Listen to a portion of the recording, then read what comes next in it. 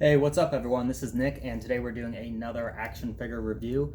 This is the Living Godzilla by Trendmasters, so it's from the 1998 American Godzilla film.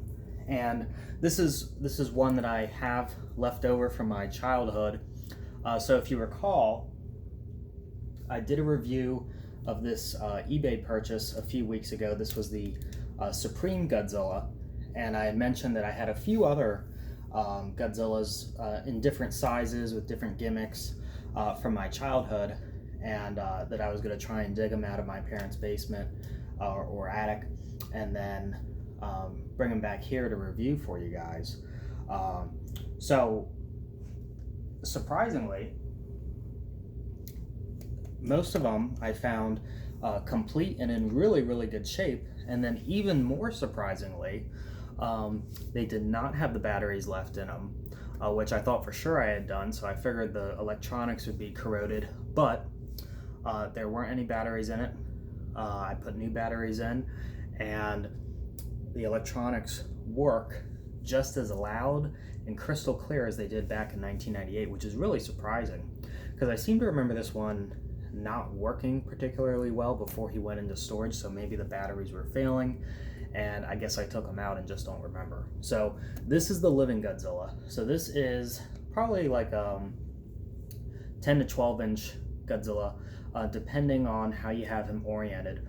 So this is one of like the middle range figures. You had like the smaller 6 to 10 inch scale ones that were on card backs, and then ones that were in open window boxes that had electronics with different gimmicks, like, you know, they could swing their tail or slash their claws. And this one here was kind of like the next size up. So you had the 12 inch, and then you had the more like, you know, 14 inch scale Supreme. So, and then you got into like the Ultimate Godzilla, like the really, really big stuff. So this one here, the Living Godzilla, this is actually the first one I got, and this is the one I got right after I saw the film.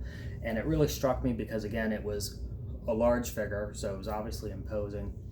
And it wasn't quite as big as the Supreme or the Ultimate. It was easier for me to handle because I was 4 going on 5, so obviously I didn't want something that was too big. But the other ones, the smaller ones, didn't really interest me at the time. So this was a huge figure for me at the time.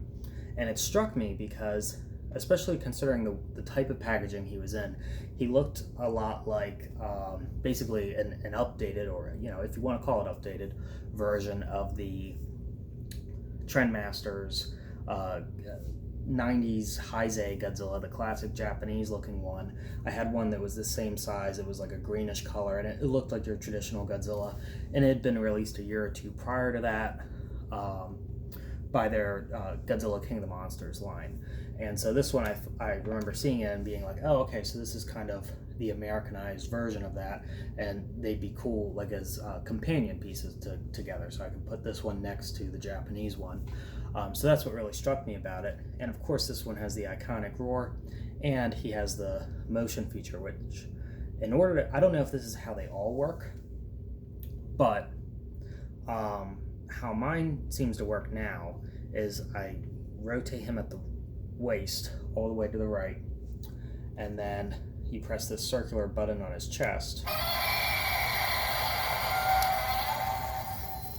Okay, so it did half of what it's supposed to do there. The mouth opened and closed, he let out the roar. He didn't do the swivel. He's supposed to kind of, I remember he used to swivel side to side, and he actually did it right before I started this video. I just had to kind of almost set him up by, you know, getting him in that way, and then he kind of turned this way and this way. So it seems like it's hit or miss with him. So let's see if he does it this time.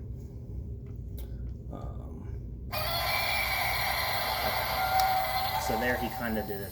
Yeah, he did it there.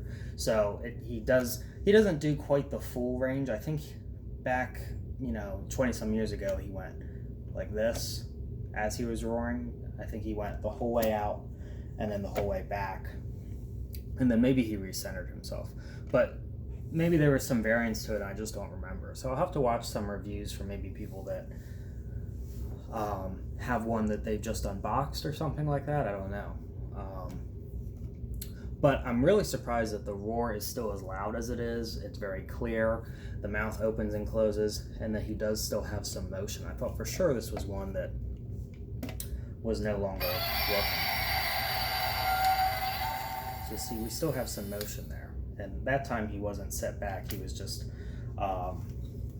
sort of, all of his details were flush there. So this is kind of one of those figures when you turn him at the waist, it's a cut joint, so it's going to kind of screw up the detailing there. But it's a very nicely articulated figure, especially for the time. And then, just like the Supreme Godzilla, he has that really nice bluish coloring on his underbelly, that nice metallic sheen, and then a very similar color is applied to the spikes on him as well. And then they both have that really nice realistic gray color on their skin with the darker gray wash applied to the scales. But I mean, this is just an incredible sculpt and paint job for the late 90s. Really, really nice. But that's what's cool is the 6 and 7 inch scale Godzillas, the cheaper ones, they had the same paint application and same level of detailing.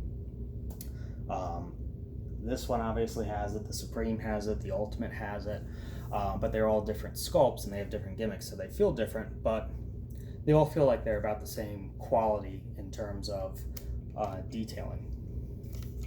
So it's not like you had to get a really big Godzilla to get a certain amount of detail, but really incredible. So really, really nice face sculpt. I actually think this is one of the best face sculpts, especially considering this is one of the gimmicky electronic ones.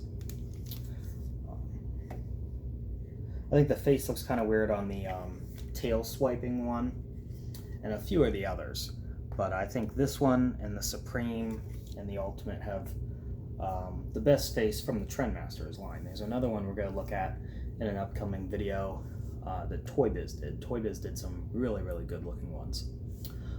And you can move the jaw independently. You can move this independently of the gimmick. The neck is tilted, kind of to the side like he's looking up. And his shoulders are kind of like this. So he is kind of pre-posed to a degree. He's not an entirely neutral stance. But I don't think it's anything that's difficult to deal with.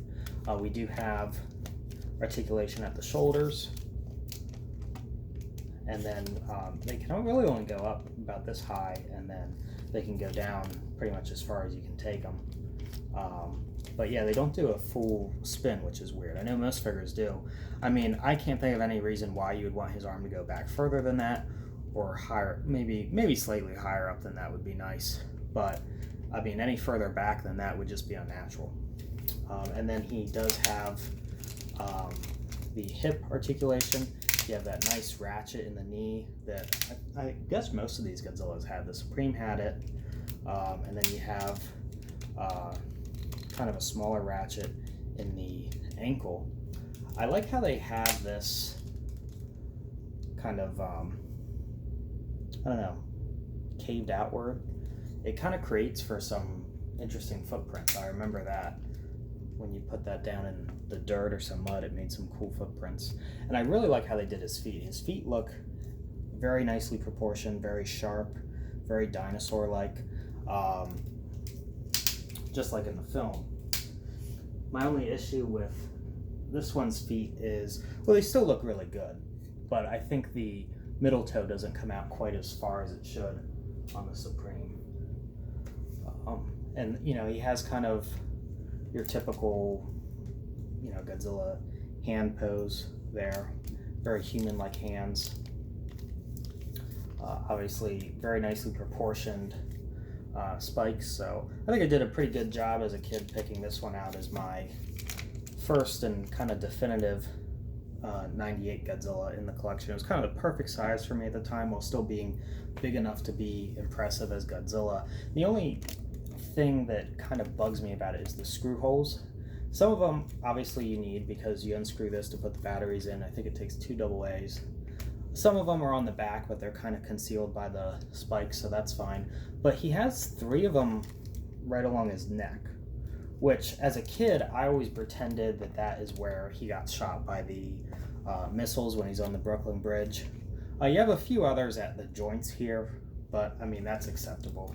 So, let me see here. I don't think, yeah, there's screw holes at the joints for the Supreme as well, but you don't have any on like the neck or the chest or anything like that. The other thing that could potentially ruin the sculpt for some people is you have the speaker box up here in the shoulder, which is kind of a weird spot to have it. And then you have this circular button. I don't know why they couldn't just make the button shaped like in maybe a more triangular pattern to kind of fit with this design here, maybe like an upside down triangle or more of like a U shape to fit in with that, but maybe they wanted it to distinctly appear as a button. At least they didn't make it like red or green or something like that.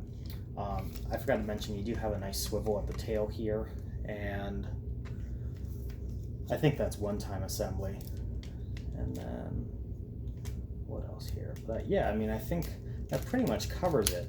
Now he's standing more in a tripodal stance. You see he balances on the tail, that's why it's curved up like that. So that's how you're going to get him to stand. Never had any standing issues like that. Obviously, since the legs are ratcheted, he doesn't give out over time. Now the Supreme, he does have the option to stand more like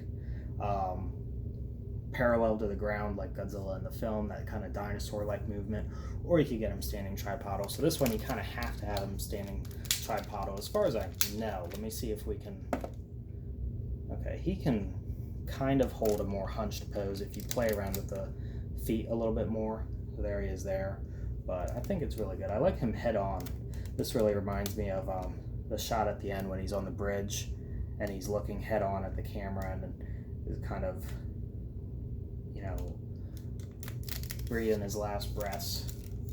But really, really nice figure. I'm glad that I was able to find it up in the attic, that I still had it, and that it's in such good condition. There's no paint scuffs or anything on any of the claws. I mean, these figures generally held up really well. I mean, they have very intricate detailing and paint jobs, especially for the time, like I said.